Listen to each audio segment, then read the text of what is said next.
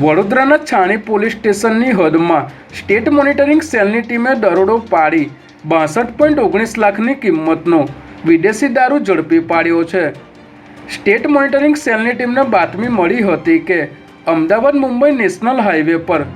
GSFC bridge પાસે નાગાલેન્ડ પાર્સિંગના એક કન્ટેનરમાં લાકડાના ભૂસાની થેલીઓની આડમાં દારૂની પેટીઓ છુપાવવામાં આવી છે,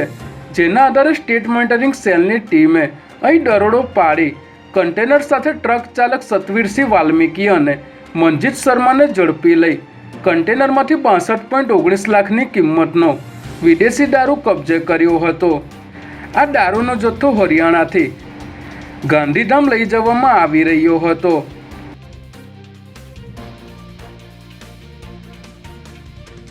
દિવાળીના તહેવારની શરૂઆત થતાની સાથે જ પોલીસ કર્મચારીઓની દિવાળી બોનસની માંગણીઓ શરૂ થઈ ગઈ છે, ત્યારે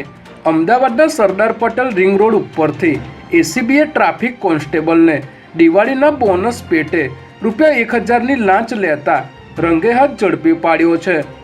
કે ડિવિઝન ટ્રાફિક પોલીસ સ્ટેશનમાં ફરજ બજાવતા કોન્સ્ટેબલ કિશોર મકવાણાએ એક ટ્રકને રોકીને ડ્રાઈવરને મેમો આપવાની વાત કરી ₹1000ની લાંચ લીધી હતી, પરંતુ દિવાળી આવતાની સાથે જ બોનસના નામે પૈસાની માગણી કરતા ACBએ છટકું ગોઠવી કોન્સ્ટેબલ કિશોર મકવાણાને 1000ની લાંચ લેતા રંગે હાથ ઝડપી લીધો હતો।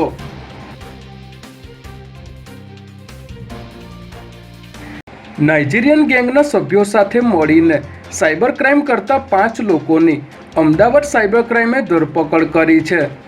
અમદાવાદ શહેરના એક વેપારીને આફ્રિકામાં મલેરિયા અને ડેન્ગ્યુની બીમારીમાં ઉપયોગમાં લેવાતી દવા ઓછા ભાવે ખરીદીને આફ્રિકામાં વધુ ભાવે વેચવાના નામે એડવાન્સ પેટે 27 લાખ પડાવી છેતરપિંડી કરવામાં આવી હતી, ત્યારે વેપારીની ફરિયાદના આધારે સાયબર ક્રાઇમે જામનગરના રહેવાસી અસગર પઠાણ, અભિષેક જોશી, પ્રવીણ નંદાણીયા, દીપ ગોસ્વામી અને નીતિન ભાટિયા નામના 5 આરોપીઓની ધરપકડ કરી આગળની તપાસ શરૂ કરી છે।